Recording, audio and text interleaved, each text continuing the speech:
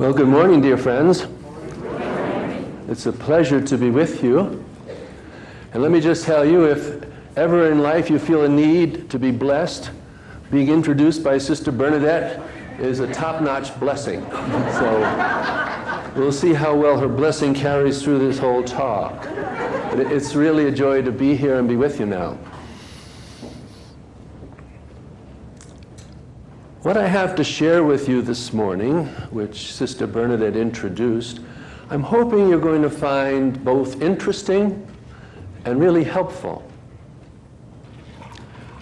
Where I'm coming from is this. The early Christian writers would say that God wrote two books, the book of the sacred scriptures and the book of nature.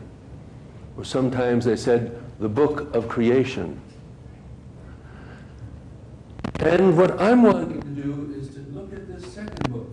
We have a lot of courses on the first book, Sacred Scriptures.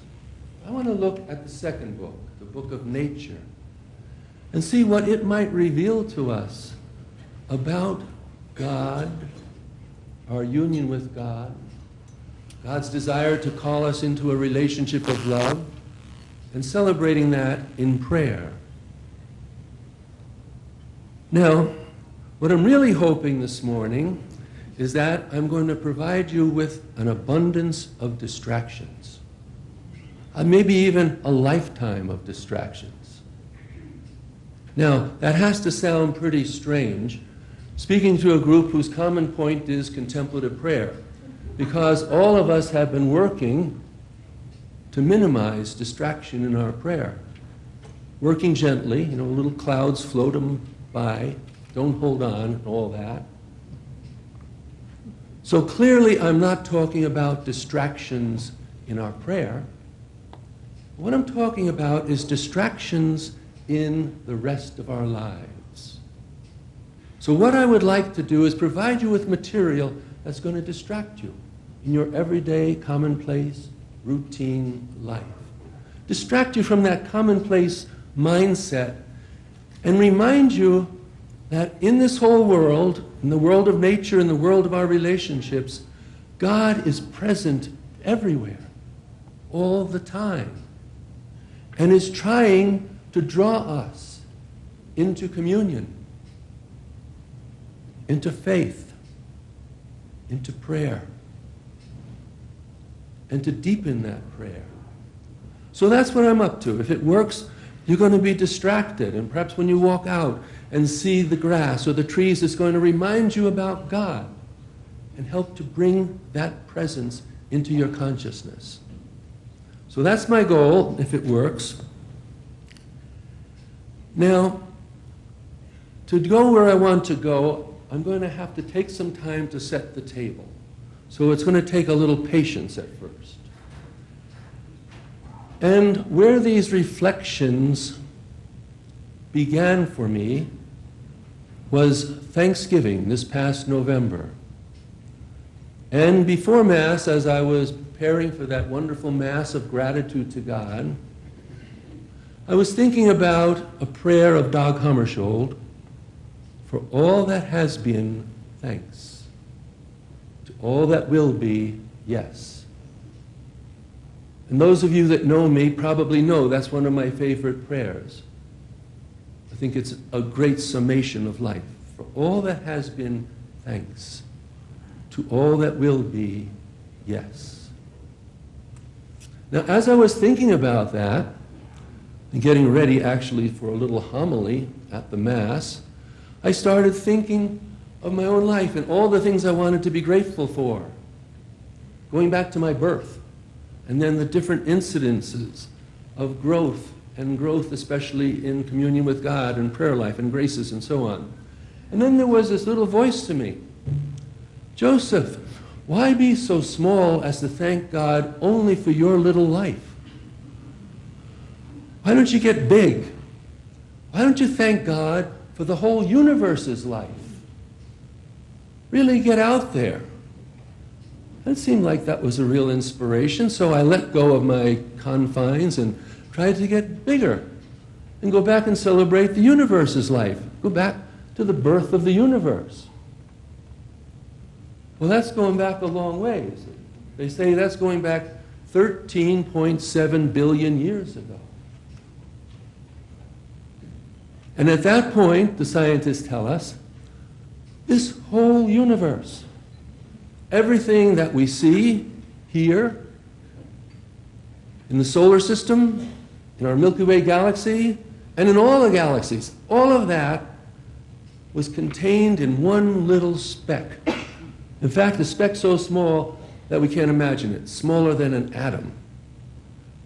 And at the same time, this tiny speck was near infinitely energized and near infinitely hot. And so at this birth point, 13.7 billion years ago, this little speck exploded out and began to expand and inflate and keep on expanding. Now, the scientists know this and can trace it back to this birth point, but they have no idea why it began to expand right then.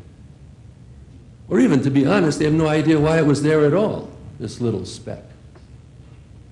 You know, but some of us who have been reading God's other book, noticed at the beginning there was a place where someone said, "Let there be light," and there was light. So maybe that has something to do with this. But at any rate, that's where we are.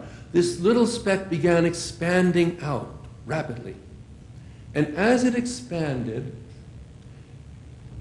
it began to have the energy condense into matter. Energy and matter can be exchangeable. And we got the formation of matter going out in clouds, nebula. And this was not an even spread of density, so that some of the matter was more densely compacted here and less densely there. And as it turns out, the areas that were more densely compacted were to become our galaxies. 100 billion of them. And then within the galaxies themselves, the matter wasn't evenly spread. Within the galaxies themselves, there were areas of more compacted, dense occupation of these little particles that had formed, and then less dense. And in those more dense compactions of this material, simplest of all atoms, hydrogen primarily, a bit of helium, as they came together, the force of gravity pulled them together more and pulled more stuff into it, and kept packing the center with more and more weight of gravity. And this gravity and pressure at the center began heating things up to an incredible degree until finally this center exploded in a nuclear fire and radiated out incredible radiance of light. And the first star is born. And then that happens over and over throughout the galaxy, throughout the galaxies, this whole young universe. So what is happening is, if you can imagine it, something so very beautiful, all these lights turning on, sparkling. And this is something we can imagine. We can't imagine that little speck that was so tiny. But when we go out, especially out of the city lights, and we look up and see the Milky Way galaxy, it gives us an imagination. What it was like, all these little stars lighting up, and actually not so little, so many of them much larger than our sun. So that's what the universe was like. But now, these stars weren't just looking beautiful. They were doing something very important for us. As I mentioned a second ago, what the Big Bang put out, which is what they call that flaring forth, was the very simplest of materials. Hydrogen, simplest atom, helium, a trace of lithium. Well, you don't build our bodies from hydrogen and helium. We needed more stuff before we could get to the level of being that we're talking about here. So what happens is, in these big stars, with their incredibly hot cores burning, it's actually cooking these atoms to another level, so that the hydrogen becomes helium and the helium becomes carbon and so on, making the heavier and heavier materials that we need for our world. And it seems, if we watch this, that the universe is doing that. It's moving from the simple to the more complex as we go along at each step. And so these stars are making what's going to become the parts of our bodies and of our planet and of our world. Yeah, I'm a little surprised to be here. I'll have to be honest about that. We're all sorry that Thomas is not here with us today, and I did talk to him this week, and he said to express and convey to you that he's sorry that he can't be here, as he's put it, to celebrate with us. And so we'll just keep Thomas in our hearts and our minds and our prayers for a speedy recovery. When I saw him, when I talked to him in January, he did mention that we might need to have a backup. And he looked so great at that time. I really didn't think that I would be here or that he wouldn't make it. So I'm happy to just try to make a contribution. What a wonderful presentation, Joseph, that you gave to us, and I'll try to complement that in some way. I have to tell you a little vignette. When I called Thomas to see if I could come visit him in January, I knew that he was sort of taking quiet time and recovering from some previous health issues, and he said, "Oh yes," he said, I'm seeing people just now and then, and he said, I can only take about 5 hours of meditation a day. And I thought, well, that makes sense. And so when I went up to see him, that kind of stuck in my mind, and I mentioned that to Thomas. I said, you said to me, you can only take about 5 hours of meditation a day. And he said, yes, because I have other responsibilities here. I live in a community and I have other responsibilities to meet, so I don't feel right taking more than 5 hours a day. That's not what I heard.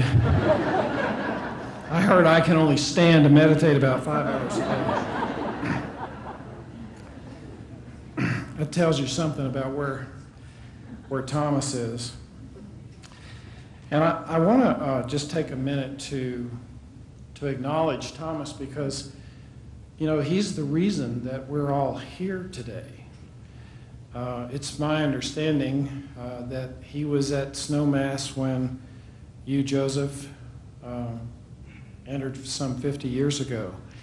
And Thomas inspired Bernadette, and Bernadette has set up this wonderful center here and set up this annual conference. And so when I was listening to some of Thomas described a little bit of his personal path in this recent Heartfulness DVD series, and he shared how when he got out of high school and went into Yale, he had a crisis of faith, and that he encountered some of the writings of the Desert Fathers that Thomas Aquinas had put together, and he was so penetrated by that to realize that they were in touch with our divine nature and our divine birthright, and that this awareness of our own divinity and the divinity that surrounds us is accessible to all of us. And so I just wanted to acknowledge what Thomas has done. I mean, he devoted his life, literally, to this work, and in a way created a morphogenic field.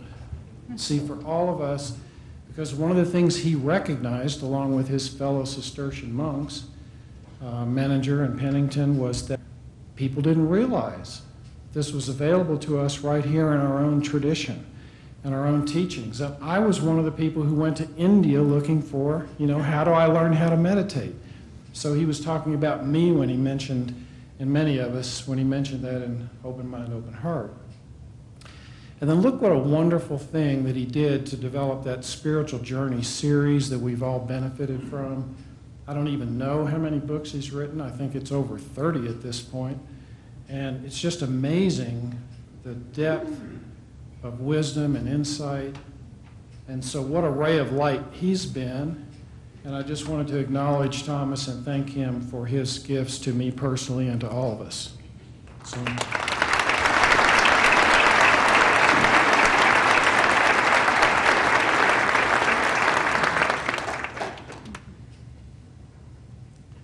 And I also wanted to mention, Joseph, when you referred to this morphogenic field, I remember the first time I visited the Snowmass Monastery and went down there to the chapel at 3 in the morning when you guys are chanting and praying and holding all of us in the light, that impressed me too, that's what you do. You know, you create a morphogenic field for all of us, and you hold us in the light, and we thank you for your life and your work.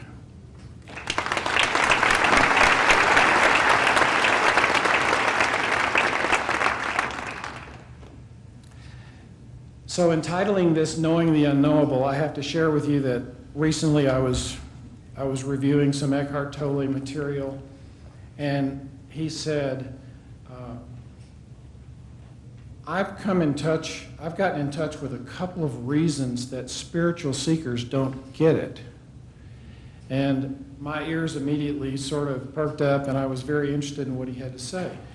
So I want to share with you what he said about that. Why don't many of us spiritual seekers get it? You know, why is it still a struggle and it seems so elusive? And I want to talk about what centering prayer has to do with that. What role does centering prayer play in helping us to realize something that is hard to realize? I also want to mention, how do I extend this into my daily life? Because many of these teachers that I'll be referring to have talked about that, whether it's Jesus or Buddha or Thomas Keating or Eckhart Tolle. And then finally, I want to bring it back to really where Joseph, where you had us, which is how does this interplay with all of humanity and all of creation? So to begin with Tolle's comments, why don't spiritual seekers get it? He said there are two main reasons. The first is that we're still trying to get it through our minds. And I'll talk more about that. And the second thing he said is that we're still trying to get something or get somewhere. So looking at the first thing, he said we're trying to understand what Thomas refers to as the ultimate mystery, or the divine indwelling, that which is within us, or the spiritual through our minds. Now he points out that what is mind? Mind is form. And mind produces thought, which is form. Therefore, mind and thought as form can only understand and comprehend other form. And I went, wow, that's really right. Now, never mind that I've read this, as have many of you, many times in Open Mind, Open Heart, The Cloud of Unknowing. It's in the parables. I didn't get it. So when Tolle said it, I thought, now I know what Thomas meant when he uses the phrase hanging out with God, and I'll get into that more later. So mind and thought can only comprehend form. And what we're talking about, whether you call it God or the divine or the ultimate mystery, Tolle uses the word presence with a capital P. All of that is formless. Of course, I can't understand it through my thoughts and through my mind. It makes sense. And this is what the practice of centering prayer is all about as well. Now, it turns out that all of these great teachers, Jesus and Buddha and Thomas Keating and Eckhart Tolle, have pointed this out, that we can only understand it experientially, and I'll get more into that. And so last year, Thomas was doing this presentation in Austin, and here is how he described this ineffable. God, Thomas says, is beyond being as creator of all being. No rational category that can state who God is. So all our statements are pointers toward the mystery that is beyond any rational definition. And then in Open Mind, Open Heart, he said it this way: centering prayer as a discipline is designed to withdraw our attention from the ordinary flow of thoughts. We know that. We tend to identify ourselves with that flow. We know that too. And then he says there's a deeper part of ourselves prayer.